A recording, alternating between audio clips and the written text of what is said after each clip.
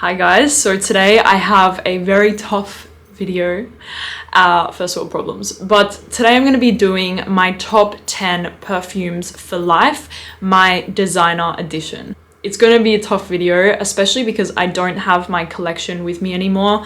It is back in Australia and I had a lot of designer perfumes, and when I was looking at my list of 10, I felt like I was leaving a lot out, etc. But the list that I have, these are all 10 perfumes in the designer world that I cannot live without. Now, I didn't include any from the private line of a designer. For instance, the Giorgio Armani, Armani Privé, Maison Lancôme from Lancôme. I didn't do any of this. So for instance, like this fragrance, you know, it's my favorite, but I didn't include it because it's like the high-end version of the Armani line. So strictly designer, and it's going to be very tough. So let's just get into the video. First fragrance that I cannot live without is from Guerlain, and it is Mon Guerlain. And this fragrance has so many memories attached to my life. I wore it so many times. I miss it so much. It is back in Australia. Actually, majority of these fragrances are back in Australia, which makes me so sad, but what can you do? So Mon Guerlain to me is a sweet, aromatic, iris, soapy, clean, powdery, but very sweet at the same time. It is one of the best designer fragrances. It's like I said, it's sweet, like it has vanilla, tonka bean, but it also has like a freshness, an aromaticness, and a powderiness. It's just beautiful, and I cannot live without it. For me, it's super sexy and perfect on a date. Okay. So the next fragrance that I cannot live without, I'm so sad not to have this one in my collection right now, but it is Shiseido Zen. Now this for me, out of all of my fresh fragrances in the designer world, Dolce & Gabbana Light Blue, Pure Poison by Dior, Hermès Un Jardin Solennel or Solatoir, I have both at home. Shiseido Zen is the best. For me, Shiseido Zen is the best. It has a vibe of Coco Mademoiselle from Chanel. It has that patchouli, fruity, fresh, floral vibe, but it's much longer lasting and it's not as sweet and intense. It's more calming, it's more soft, it's just incredible. For me, this is the #1 fresh fragrance in the designer world, Shiseido Zen. Like I said, it has a fruity, zinginess from like the fresh notes in the fragrance, the pineapple, but then it has some patchouli, which really anchors the fragrance and makes it last a very long time on your skin. So for me, Shiseido Zen, hands down, cannot live without it in my collection. It was my perfect, easy to reach fragrance, and now I just realize how much I used it all the time and I loved it so much was because I would spray it on, it would last a very long time, I would smell good, fresh, clean, and I could do anything wearing this fragrance. So I really miss it in my collection, but maybe I'm gonna purchase one here in Paris. Okay, so next up we have Mugler's Angel Muse. Now for me, this is a gourmand, but it's a super conceptual and unique gourmand. It has a DNA of the original Angel, but not really. In my opinion, not really, because the patchouli, I don't even think there's patchouli in the Angel Muse, but in the original, it's very dirty. And in Angel Muse, it's more chocolatey, powdery, warm, comforting. It has this like Nutella vibe to it. It has cacao, which gives it like a little bit of that powdery. It almost is the feeling when you open like a box of cacao or chocolates in the powder form, the little like burst that you get in your face. This is what Angel Muse smells like. It has some vetiver in there, which gives it like a touch of smokiness. It is just incredible. For me, a 10 out of 10 fragrance, and I cannot live without it. Again, I miss it, but maybe the fragrance that I'm creating right now is somewhat along the lines. Sticking with Mugler, I obviously had to include Alien. Alien for me is, I don't like to say it like this, but it's sex in a bottle. It is so loud and provocative and intense and dirty that whenever I wear it, I know that I'm gonna have a crazy night. It's like I wear it and it transforms the way that I feel. I feel so sexy, so provocative. I feel like I'm gonna get noticed. It's just crazy. If you don't know how it smells, which I'm sure you do because it's been around for a very long time and it's super popular, Alien is the type of fragrance that you love or hate. You're either gonna love it, love it, love it, or you're going to think that it is the worst fragrance that you ever smelled. So I would never recommend to blind buy it. It's a very unique fragrance. It's a floral, but it's mixed with some ambery notes. It smells very synthetic, like it almost has like a plastic, like it smells synthetic to me. And it's like not a natural high quality perfume. It's very synthetic, but the way that it's composed with the notes, it is just a killer fragrance. So I cannot live without this one. I cannot tell you guys how many compliments I received on Alien, sorry.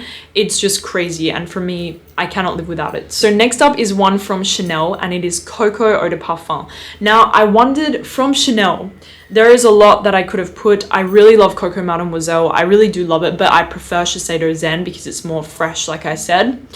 I could have put Coco Noir because I also love it. I also love Chanson Fresh, Chanson de Parfum. But if I had to keep one, I want to keep the vintage one. That makes me feel, again, like I'm transporting through time. Coco is a powdery, balsamic, spicy, oriental, vintage fragrance. It really makes me feel like Marilyn Monroe, Audrey Hepburn, like on a red carpet. I feel so glamorous when I wear Coco. I feel glamorous. It's not going to be for everyone. If you have a kind of interest in smelling a little vintage and more mature, you want something like that in your collection. For me, Coco is much better than number 5. I prefer Coco. It has that kind of spicy, balsamic, oriental vibe to it, which I just adore. And for me, I just cannot live without it in my collection. Even though I don't wear it all the time, it's something that when I want to smell vintage and classy, glamorous, it's the one I'm going to go for 100% in my collection. So Coco Eau de Parfum from Chanel. So next up we have one from Giorgio Armani, and it is Armani Code Cashmere. Now, I used to love the previous flanker called Armani Code Satin, and this fragrance, it really smells similar to the Armani Code Cashmere. It's a very warm, again, it really smells like a cashmere sweater. It's sweet, powdery, warming, cozy. It has lots of almonds and heliotrope. It's just incredible, and I really love fragrances like this. It's not sickly sweet like something like La Vie est Belle or Black Opium. It's more of that soft, sensual, powdery, creamy sweetness, which I personally adore. Armani Code Cashmere for me is the 10 out of 10 date night scent that you can wear, that you know every single man that you go on a date with. I don't know how many men you're going on a date with, but no judgments.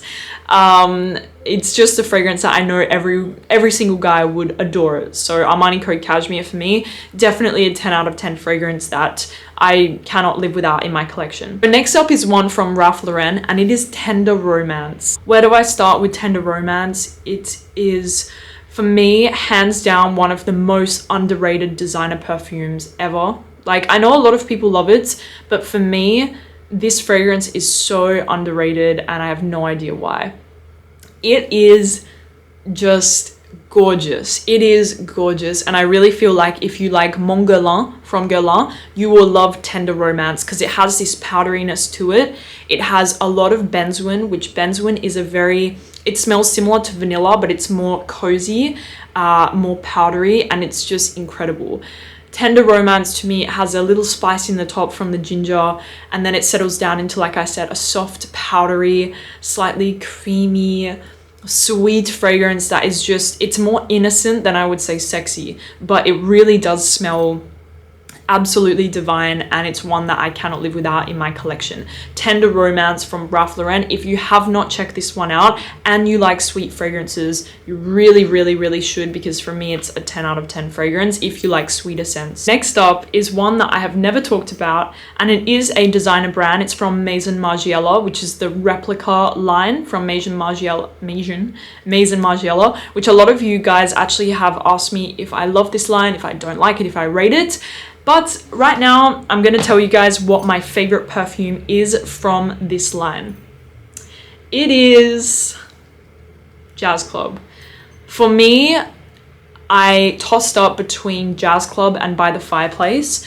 And actually, I had a lot of samples of By the Fireplace, and the more and more I wore it, the more and more I got sick when I was wearing it. Like, I felt sick in a way, which I'm not going to say it's a bad perfume because it's not at all. But for me, Jazz Club is the one that I love the most. It is so sexy. It's definitely unisex. A lot of men love this one. So if you're a woman, you definitely have to try it, because for me personally, I love it so much. I wear it a lot. But if I had to say, like, you should definitely try it because it's very unisex. Jazz Club is like a vanilla, boozy tobacco scent, but not in a super loud, obnoxious way. Like, it doesn't smell like a cigar or a cocktail. It really has this perfect balance between everything. The vanilla is incredible. It's super sexy, super warming, super intoxicating is the word that I would use. It is absolutely incredible.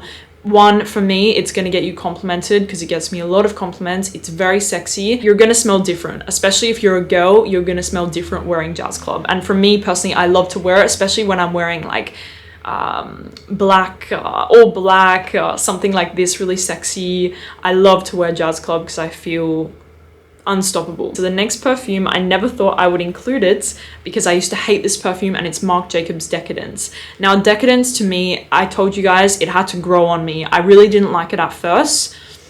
Then I started to smell it on people, and then I tried it on me, and I was like, whoa, okay, I take back everything I said about this fragrance. I really love it. So Marc Jacobs Decadence, it's a very deep, dark, warm, sweet, almost a little greenness to the fragrance, and it's just amazing. It has a really rich plum note, but the plum doesn't smell like you would imagine. The overall scent, it's very warm, it's very dark, it is sweet but not sickly sweet, and it's gonna get you noticed for sure. It's a very loud perfume. You're gonna get noticed 100%, and personally, I just love it and cannot live without it, which I never thought I would say. So Marc Jacobs Decadence, definitely one of my top 10. Finally, I have one that I recently acquired this year, but it's in Dubai. It is Pure Musk from Narciso Rodriguez. Now, I am a sucker for a good musk fragrance. I don't love them all because for me, musk. It's a little boring. It's unless it's done incredibly well, it's a little boring. So Pure Musk from Narciso Rodriguez, in my opinion, is the best musk from the Narciso Rodriguez line. It is so soft and creamy and smooth and subtle and sensual. It's the sort of thing that I would recommend to wear to bed. Like if you're going on a date, maybe you know that, maybe you're going on a date with your husband, wife, whoever, wear it in the sheets and it's just incredible. It smells skin-like, but at the same time, it has a touch of floral, a touch of sweetness, super smooth and creamy. Massive, massive, massive compliment getter. For some reason, I feel like musk fragrances, they get a lot of compliments. I think it's because it's like a very, very natural scent, like musk. It's very natural. And I feel like you get complimented a lot, which with the Pure Musk from Narciso Rodriguez, you get complimented a lot. That is my list, but I feel like I'm leaving out stuff. I don't know. Like I could have put so many from Dior. Like there's so many that I love from Dior. For instance, Poison Girl, Dior Addict, what else? Pure Poison. There's some from Chanel, there's some from Lancome, but really I think that these were my 10 at this moment in my life that I couldn't live without. So if you told me in like 2 months to do the same list, maybe it'll be different. So just want you guys to know that perfume, it's so much about how you feel and what time you're in your life, but really these would be my 10. So I hope that you guys enjoyed this video, and yeah, I hope that I already said that. So anyways, thank you guys so much for watching the video, and I will talk to you soon. Bye bye.